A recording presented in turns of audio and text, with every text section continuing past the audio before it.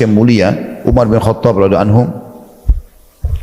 Pernah terjadi teman-teman sekalian, ini kisah dinukil oleh Amr bin As radhiyallahu anhu. Amr bin As ini adalah gubernur Umar di Mesir. Dia mengatakan, ketahuilah, dia memegang demi Allah, dia bersumpah, tidak ada orang yang bertakwa atau tidak ada orang yang mencapai tingkat ketakwaan yang aku lihat mengalahkan takwanya Nabi SAW, Abu Bakar dan Umar. Lalu dia menceritakan, dan Umar ya memiliki banyak contoh yang menggambarkan tentang masalah itu. Dia mengatakan, satu waktu pernah ada masuk ke dalam istana saya di Mesir dua orang. Yang satu Abu Saru'ah. Ini mungkin orang jarang dengar namanya. Abu Saru'ah radhiyallahu anhu sahabat Nabi, termasuk ahli Badar, hadir di Badar. Abu Saru'ah radhiyallahu anhu masuk bersama Abdurrahman bin Umar bin Khattab, anaknya Umar bin Khattab, namanya Abdurrahman. Dua-duanya masuk ke dalam istanaku, kata Amr bin As, dalam kondisi menundukkan kepala mereka, seakan-akan mereka memiliki masalah yang sangat besar.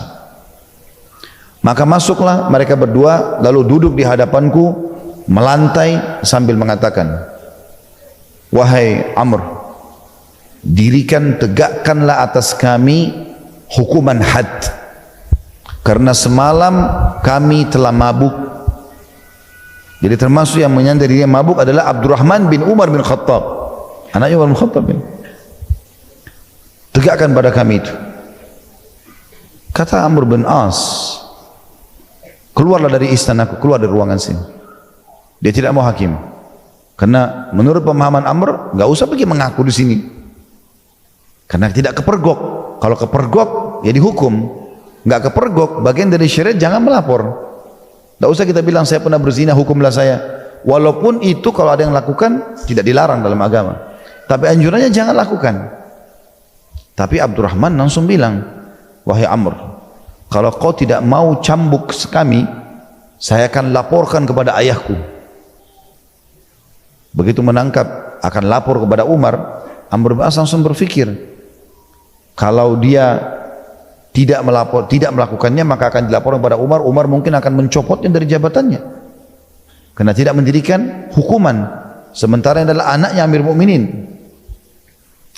Maka kata Amr, baiklah kalau begitu. Disuruh keluar di teras istananya atau rumahnya Amr, dicambuk sama Amr. Setelah dicambuk, hukuman 40 derah bagi pemabuk, dua-duanya dicambuk. Lalu Abdurrahman merasa belum puas, dia pun bersama dengan temannya, ini sahabat Nabi yang ditemani sama dia, Abu Saru'ah, pergi ke pinggir bangunan itu, lalu mencukur kepala rambut mereka. Salah satu yang dijalankan oleh para sahabat di zaman dulu itu, kalau mereka telah kena had itu kayak tadi, kalau pezina dicambuk, pemabuk dicambuk misalnya, untuk membersihkan diri mereka, mereka gundur rambutnya juga, digugurin, dibuang. Setelah itu Amr berpikir, sudah berjalan, hukum selesai. Artinya kalaupun Umar tanya, dia bisa jawab gitu. Kata Amr, gak lama kemudian datang surat Umar sampai kepada saya. Lalu tulisannya itu, dari Abdullah hamba Allah Umar bin Khattab kepada As ibn Abil As, namanya dia Amr tapi diganti dengan As. As itu pemaksiat, dia panggil Amr bin As dengan As, ya. As ini maksudnya kemaksiatan, namanya dia Amr, diganti oleh Umar. Kata Umar, seberapa jauh keberanianmu untuk melanggar peraturan-peraturan yang sudah aku tentukan?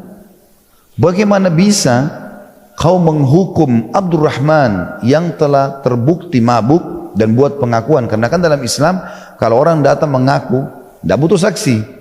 Bisa dia bilang, saya sudah mabuk, hukumlah saya. Enggak butuh saksi lain, karena dia sudah saksikan dirinya. Saya telah berzina, rajamlah saya. Maka enggak butuh saksi. Tegak padanya argumentasi gitu. Kata Umar, telah datang kepadamu Abdurrahman, anaknya Amir Mukminin, yang melakukan perbuatan. Lalu kenapa kau menghukumnya di teras rumahmu? Kenapa kau tidak hukum di tempat lain, umum, supaya orang semua lihat? Apakah karena dia anaknya Amir Mukminin? Dan kenapa dia cukur rambutnya hanya di teras rumahmu? Kenapa nggak di depan orang? Biar orang semua tahu kalau dia melanggar. Maka kata Umar bin Khattab, kirim kepadaku sekarang Abdurrahman itu. Dan aku akan kirim dari Madinah Abdullah, anaknya Abdullah bin Umar, menjemput Abdurrahman. Umar bin As suruh siapkan. Dan disuruh, kata Umar, siapkan untuk dia keledai yang, keledai ini nggak layak untuk dipakai. Keledai yang biasa dipakai untuk narik gerobak. Memang nggak bisa, bukan untuk dilatih ngangkat manusia. Jadi ada perbedaan. Di zaman dulu ada perbedaan seperti itulah. Kayak mungkin kita sekarang mobil-mobil untuk angkat pick up, untuk angkat sampah-sampah dengan mobil yang dipakai untuk pribadi itu berbeda. Seperti itu kurang lebih. Jadi ini nggak layak gitu, disuruh naik itu. Dan ini meletihkan karena tidak pakai pelana. Kalau dulu hewan ditunggangi ditaruh pelana, kayak ada tempat duduknya di atas punggungnya supaya tidak sakit badan. Umar larang pakai itu. Suruh pakai keledai yang biasa dipakai untuk tarik barang dan tidak boleh ada pelananya. Sampai ke Madinah. Waktu itu perjalanan jauh sekali. Ya, dari Mesir ke Madinah naik ini bisa sebulan lebih. Dalam kondisi seperti itu. Begitu tiba di Madinah, Umar bin Khattab lalu mengandang anaknya yang sudah capek betul, 1 bulan lebih jalan dalam kondisi begini dan kondisi sakit gitu. Lalu kata Umar di depan orang-orang, wahai Abdurrahman, karena kau anaknya Amir Mukminin, kemudian kau dicambuk di terasnya Amr dan kau cukur rambutmu di terasnya, apa bedanya antara kau dengan kaum muslimin? Ini bayangkan teman-teman ya, kita kalau pertemukan dengan di zaman kita sekarang, ada enggak pejabat yang mau begini, mempermalukan anaknya melanggar di depan umum untuk membuktikan hukum Allah itu harus diterapkan. Mereka malah sengaja membayar, menyogok untuk menutupi anaknya dari kesalahan. Dia malah memberikan pendidikan, enggak ada beda antara anak saya dengan orang biasa, semua sama gitu. Setelah cambuk kemudian dibebaskan sama Umar gitu kan. Sebulan kemudian Abdurrahman meninggal dunia. Ada, kalau antum sempat baca kisah ini, ada sebagian orang mengatakan Abdurrahman meninggal karena cambukan Umar. Ini keliru. Ibnu Qayyim rahimahullah meluruskan itu.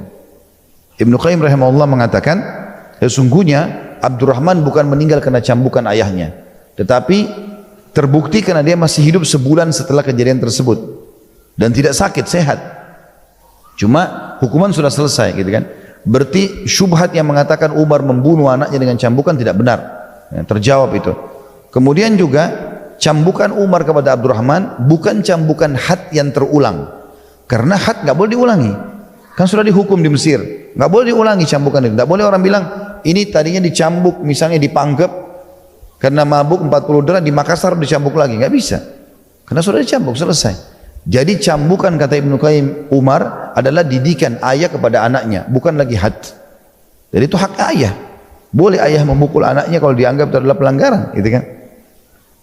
Begitu juga dengan Ibnu tadi ya, Sarwa'ah radhiyallahu anhu. Dan Ibnu Qayyim mengatakan perlu digarisbawahi, Ibnu Sarwa'ah atau Abu Sarwa'ah ini radhiyallahu anhu seorang ahli Badar yang memang Allah SWT juga mengatakan melalui lisan Nabi Muhammad SAW kepada ahli Badar, berbuatlah semau kalian, kalian sudah diampuni dosanya. Dia rupanya sama Abdurrahman, kata Ibnu Qayyim rahimahullah, terbukti dari fakta-fakta sejarah mereka sebenarnya bukan sedang mabuk. Jadi rupanya mereka minum nabidh. Jadi kismis atau anggur biasa dicemplungin di air, dibiarkan beberapa hari, nanti airnya jadi manis. Ini kadang-kadang berubah menjadi minuman yang memabukkan, tapi tidak seterusnya. Karena minuman nabidh ini pernah diminum oleh Nabi SAW, pernah diminum. Jadi kalau kita taruh kismis di air, beberapa jam kemudian nanti dia akan berubah menjadi air manis gitu kan. Tapi kalau dibiarkan mungkin sampai beberapa hari dia bisa berbusa, jadi bisa memabukkan gitu. Rupanya mereka minum, mereka nggak tahu kalau itu bisa memabukkan. Kehati-hatiannya Abdurrahman, anak Umar bin Khattab, dan juga ya, Abu Sarwa ini khawatir jangan sampai ternyata sudah sampai pada mabukkan, padahal mereka tidak mabuk. Cuma karena ketakutannya kepada Allah, jangan sampai hari kiamat nanti saya dihukum, ketakutan tadi yang kita bahas dari awal ini, itu muncul. Jangan sampai betul-betul karena status yang masuk tadi dari Nabi ini, sudah sampai pada tingkat memabukkan, padahal sekali lagi dia belum memabukkan, gitu kan. Itu nanti saya dihukum hari kiamat, lebih baik saya dihukum di dunia. Gara-gara kepekaannya ini, akhirnya dia pun minta untuk dihukum. Seperti itulah. Bagaimana teman-teman para salafus saleh luar biasa mereka dalam menjaga amal-amal mereka.